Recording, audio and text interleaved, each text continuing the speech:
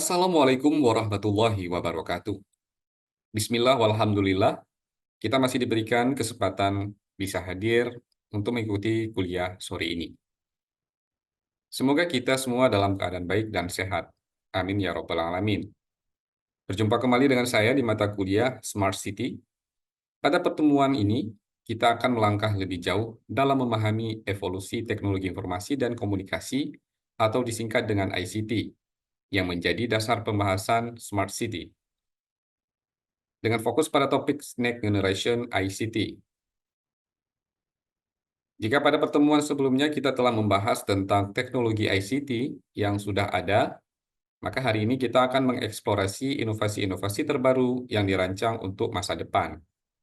Mulai dari 5G, Internet of Things, hingga Artificial Intelligence dan Big Data.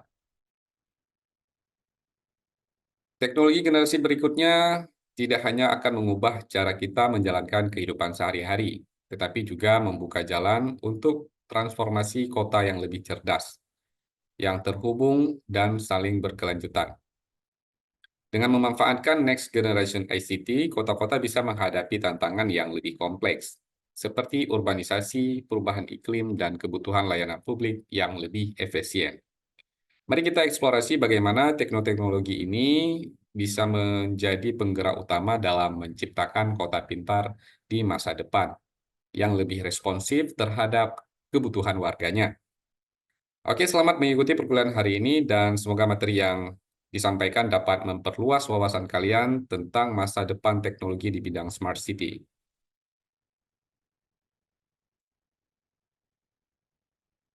Sebelum kita masuk ke pembahasan materi, mari kita lihat materi apa saja yang akan kita bahas pada pertemuan hari ini. Yang pertama, kita akan membahas pengertian dan konsep Next Generation ICT, kemudian ada tren dan inovasi dalam Next Generation ICT, peran Next Generation ICT dalam pengembangan Smart City, tantangan dan peluang implementasi untuk ICT masa depan.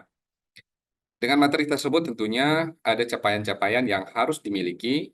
Yang pertama, mahasiswa dapat memahami dan menjelaskan secara komprehensif tentang ICT masa depan, serta implikasinya terhadap pengembangan Smart City. Mahasiswa juga mampu menganalisis dan mengevaluasi berbagai tren dan juga inovasi yang berkontribusi pada kota pintar. Mahasiswa dapat memberikan solusi atas tantangan yang dihadapi dalam penerapan teknologi baru di lingkungan perkotaan. Nah, jadi ini adalah materi pembahasan dan capaian pembelajaran.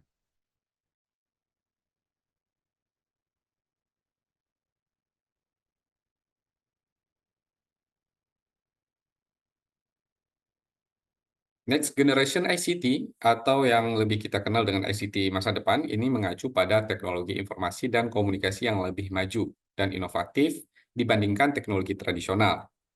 Di sini, Next Generation ICT adalah penggunaan serta pengembangan teknologi dan sistem komunikasi yang lebih canggih dan juga lebih efisien dibandingkan dengan generasi sebelumnya.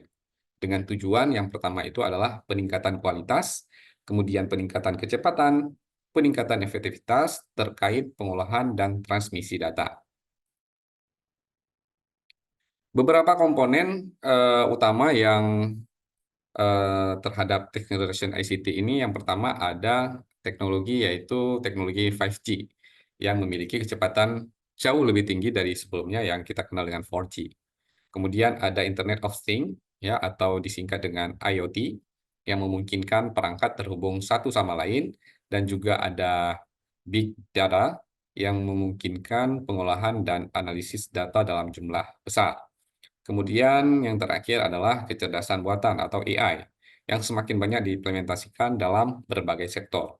Nah, dengan adanya 5G, ya, teknologi 5G dapat menyediakan koneksi internet yang jauh lebih cepat dan stabil, sehingga memungkinkan banyak perangkat IoT terhubung secara real time.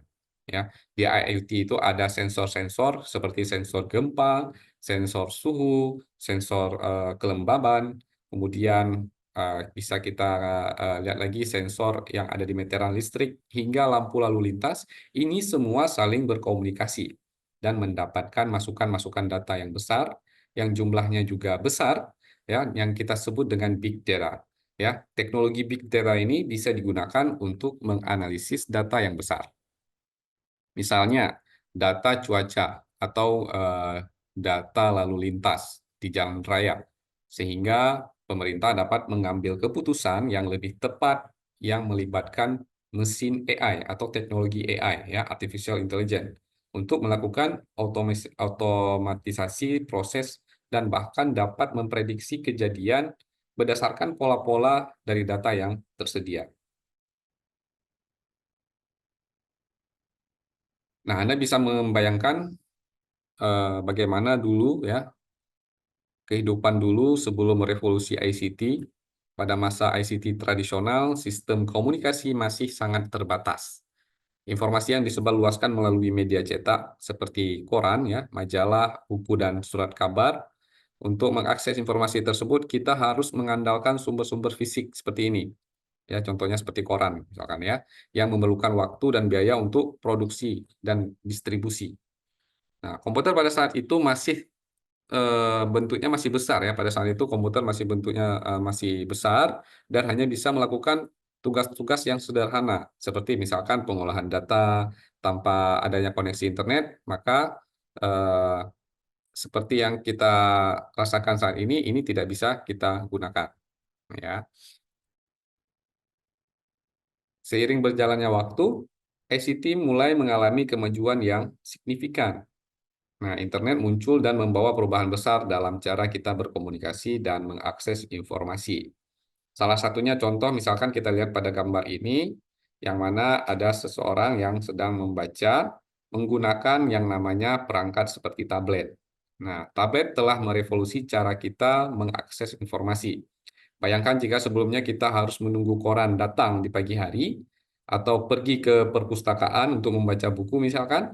Nah, sekarang cukup dengan satu perangkat di tangan kita bisa dapat mengakses berita atau membaca berita dari seluruh dunia dalam waktu eh, nyata atau real time.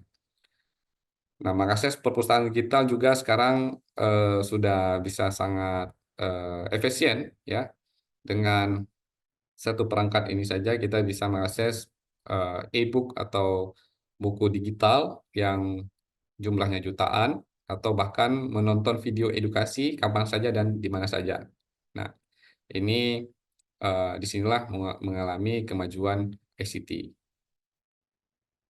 Contoh berikutnya adalah sebuah gambaran daripada flight simulator yang merupakan perangkat untuk meniru lingkungan penerbangan, sehingga memungkinkan pilot atau calon pilot, ya, untuk melatih keterampilan mereka tanpa harus berada di pesawat yang nyata.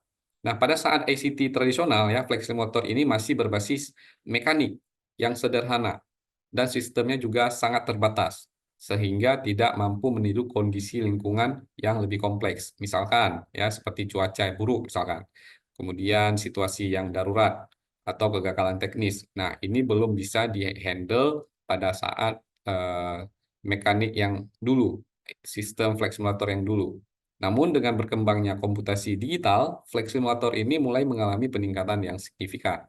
Sistem komputer juga mulai digunakan untuk menciptakan simulasi-simulasi penerbangan yang lebih detail dan realistis. Sekarang mari kita bayangkan Anda memiliki sebuah bisnis yang berkembang pesat, ya. Tentu Anda akan membutuhkan banyak infrastruktur-infrastruktur IT, misalkan seperti perangkat server, ya, kemudian media penyimpanan dan juga infrastruktur jaringan. Namun ketika kita mulai ini semua secara fisik di tempat kerja, ini sangat mahal, ya, sangat mahal biayanya karena kita harus menyediakan seperti infrastruktur server tadi, ya. Maka apakah ada solusi yang lebih efisien dan fleksibel?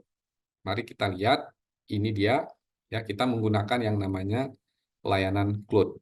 Nah, cloud computing memungkinkan Anda untuk mengakses sumber daya melalui internet, sehingga Anda bisa fokus pada pengembangan bisnis Anda tanpa harus pusing memikirkan infrastruktur teknis, seperti misalkan seperti tadi, ya, ada server, kemudian media penyimpanan, dan juga jaringan internet. Nah, cloud computing ini menawarkan fleksibilitas yang lebih besar. Efisiensi biaya juga tergolong murah dan juga skalabilitas yang memudahkan pengembangan teknologi secara luas. Nah, ada beberapa tipe daripada cloud computing. Yang pertama adalah public cloud, di mana infrastruktur cloud yang dimiliki dan dioperasikan oleh penyedia layanan pihak ketiga yang menawarkan layanan komputasi melalui internet. Contohnya misalkan di sini adalah Amazon Web Service ya, atau yang disingkat dengan AWS. Pasti teman-teman atau adik-adik sekalian sudah tahu AWS itu apa, mungkin sudah menggunakannya. Kemudian juga ada Microsoft Azure dan juga Google Cloud. Nah, yang sering kita menggunakan adalah Google ya, layanan service Google. Kemudian tipe cloud computing lainnya adalah private cloud, di mana infrastruktur cloud yang digunakan oleh satu organisasi saja, yang memberikan kontrol yang lebih besar terhadap keamanan data. Contohnya misalkan private cloud untuk perusahaan seperti bank atau instansi pemerintahan, yang mana di situ mereka hanya menyediakan untuk satu organisasi saja. Jadi dia hanya mengelola untuk bank saja atau instansi pemerintahan saja. Di sini yang disebutkan dengan private cloud. Kemudian ada satu lagi tipe cloud computing yang namanya hybrid cloud, di mana hybrid ini adalah kombinasi dari public dan private cloud, yang memungkinkan perpindahan data dan aplikasi antar lingkungan yang berbeda. Contohnya, misalkan perusahaan menggunakan public cloud untuk beban kerja tertentu dan private cloud untuk data yang sensitif. Jadi mereka menggunakan dua sekaligus ya, yang disebut dengan hybrid cloud. Selain dari segi pengertian, ya, yang ada kita lihat tadi ada public, kemudian ada private dan hybrid, Anda juga bisa membedakan ketiga jenis ini, komputasi awan ini dari penggunaannya. Misalkan, pada public cloud, Anda dapat menggunakan untuk membangun atau menguji software misalkan, dan menjalankan sistem database atau sebagai media penyimpanan dan backup data ya. Nah, karena public cloud ini dia memiliki kalau kita lihat dari segi biayanya, dia lebih terjangkau ya untuk kalangan bawah. Kalau kita lihat dari grafik ini memang public cloud ini dia lebih murah. Nah, bagi beberapa industri atau perusahaan yang lain, public cloud tidak bisa memenuhi kebutuhan bisnis mereka dan persyaratan dari industri tersebut. Misalkan seperti tadi ya, instansi pemerintahan. Karena memang instansi pemerintahan ini dia akan eh, bertolak belakang dengan rules yang mereka miliki. Seperti misalkan sebuah perusahaan atau instansi pemerintah yang tidak boleh menyimpan datanya pada cloud. Nah, jadi ini menjadi masalah. Contoh lainnya misalkan ada beberapa perusahaan memiliki menggunakan private cloud ini karena kemampuan untuk menangani kebutuhan khusus, ya seperti misalkan keamanan data pelanggan ya yang ada di bank misalkan. Nah, mereka pasti akan menggunakan yang namanya private cloud. Antara public dan private ini di sini ada perbedaan antara cost-nya. Kemudian dia akan berbanding lurus dengan security dan customization ya. Customization ini adalah kita bisa sesuai dengan keinginan kita. Ya, kita melakukan konfigurasi dengan sesuai dengan keinginan kita dan jauh lebih eh, aman.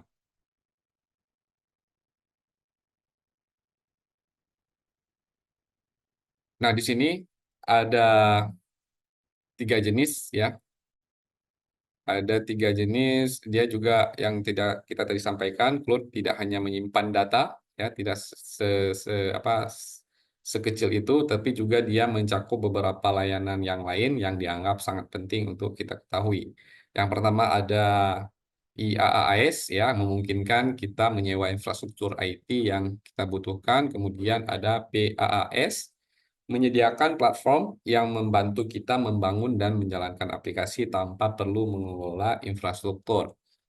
Dan yang paling sering kita gunakan adalah SaaS atau SaaS ya, yaitu layanan perangkat lunak yang dapat kita akses langsung melalui internet.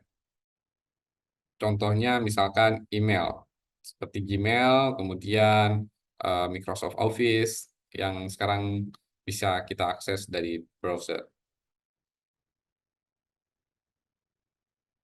Oke, mari kita lihat yang pertama ada IaaS atau kepanjangannya adalah Infrastructure as a Service yang menyediakan infrastruktur IT seperti server virtual atau VM, penyimpanan dan infrastruktur jaringannya.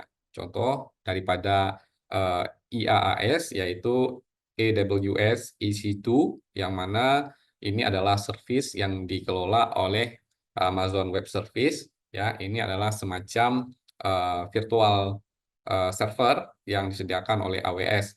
Kemudian Google Compute Engine ini adalah di bawah perusahaan Google dan DigitalOcean. Nah, ini semua daripada contoh infrastruktur yang disediakan oleh Google atau cloud computing, sorry. Kemudian ada platform as a service, yang menyediakan platform yang mendukung pengembangan, pengujian, dan penerapan aplikasi tanpa perlu mengelola infrastruktur di belakangnya. Contohnya ada Heroku, ya silakan diakses di Google nanti apa itu Heroku, Google Apps Engine, dan GitHub. Yang terakhir ada yang sering kita gunakan ini adalah software as a service, ya SaaS, yang menyediakan aplikasi perangkat lunak yang diakses melalui internet tanpa perlu instalasi lokal. Contoh yang sering kita gunakan adalah Gmail, ya, kemudian Google Drive. Di sini ada juga Microsoft Office 365. Kemudian ada Salesforce, ya, yang mana Salesforce ini adalah dia sebuah sistem aplikasi untuk manajemen penjualan. Berikut beberapa keuntungan daripada cloud computing. Yang pertama adalah skalabilitas. Tentunya kapasitas penyimpanan dan pemrosesan dapat diperbesar atau diperkecil sesuai dengan kebutuhan sebuah perusahaan atau instansi. Kemudian efisiensi dari segi biaya. Pastinya ketika kita menggunakan cloud computing ya dengan skalabilitas tadi efisiensi biaya bisa kita dapat eh, optimalisasi ya. Kemudian fleksibilitas dan mobilitas, yaitu akses ke data dan aplikasi dari mana saja dengan menggunakan internet. Selanjutnya ada keamanan dan disaster recovery, yaitu penyedia cloud umumnya menawarkan backup data, proteksi dari kehilangan data, dan pemulihan bencana. Dan terakhir adalah kolaborasi yang lebih baik, memungkinkan tim yang tersebar untuk berkolaborasi melalui aplikasi yang sama di dalam cloud.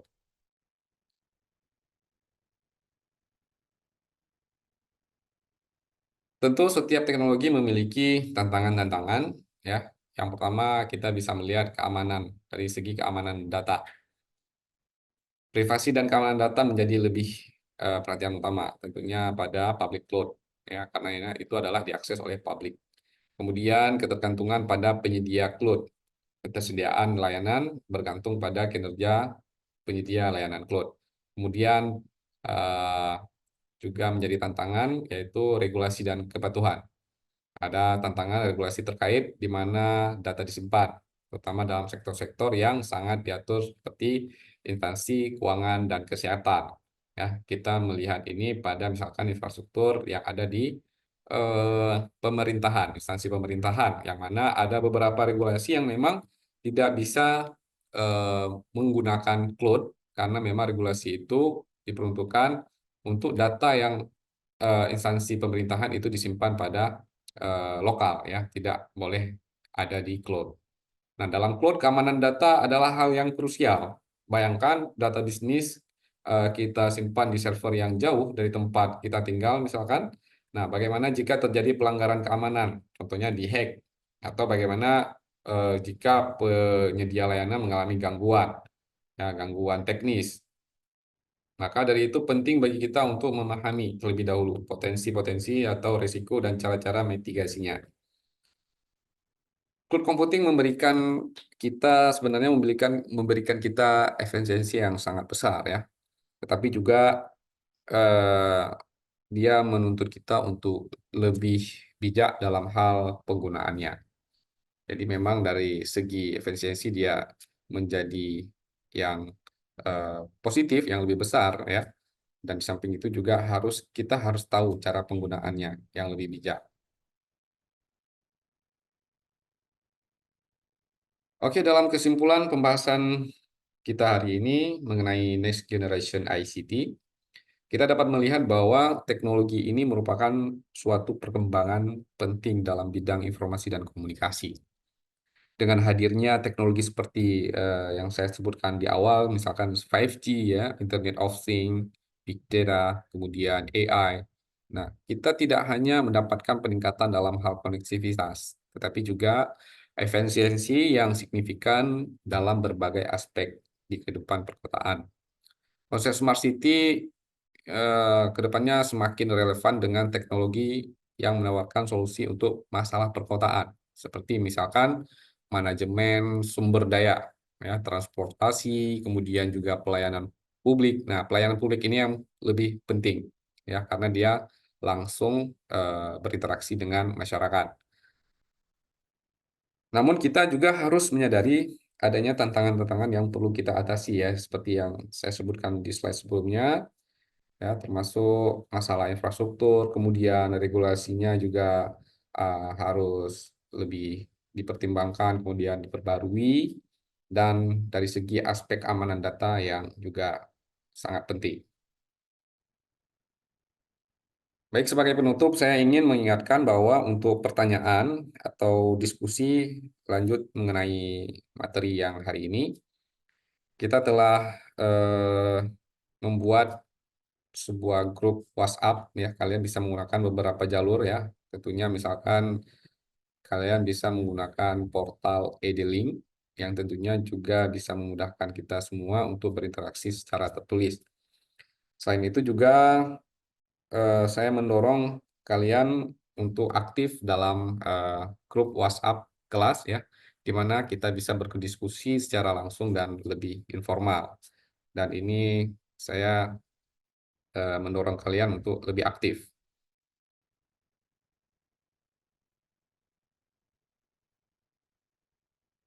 Oke, baiklah. Kita telah sampai di akhir perkuliahan hari ini. Terima kasih atas perhatian dan partisipasi aktif kalian. Sampai jumpa di pertemuan selanjutnya. Wassalamualaikum warahmatullahi wabarakatuh.